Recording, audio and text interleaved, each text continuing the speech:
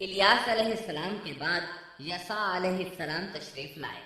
اللہ تعالیٰ نے ان کا ذکر سورۃ الانعام آیت 86 میں فرمایا ہے، اور اسماعیل کو اور یسع کو اور یونس کو اور لوط کو اور ان میں سے ہر ایک کو تمام جہان والوں پر ہم نے فضیلت دی۔ اسی طرح سورہ صاد آیت 48 میں فرمایا، اور اسماعیل، یسع اور ذوالکفل کا بھی ذکر کیجیے، یہ سب بہترین لوگ تھے۔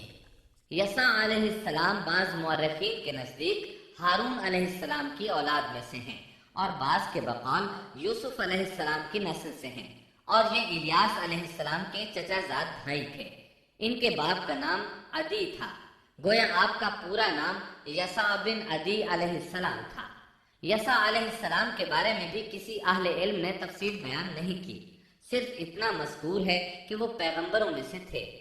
اللہ تعالیٰ نے ان کا قصہ ذکر نہیں فرمایا، نہ صحیح احادیث میں ان کے بارے میں کچھ ذکر آیا ہے، بس اسرائیلی روایات ملتی ہیں۔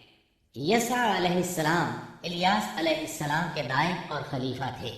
چھوٹی عمر ہی سے ان کی رفاقت میں رہنے لگے تھے، اور ان کی وفات کے بعد اللہ تعالیٰ نے بنی اسرائیل کی ہدایت و رہنمائی کے لیے یسع علیہ السلام کو نبوت سے سرفراز فرمایا، اور انہوں نے الیاس علیہ السلام کے طریقے ہی پر بنی اسرائیل کی رہنمائی فرمائی۔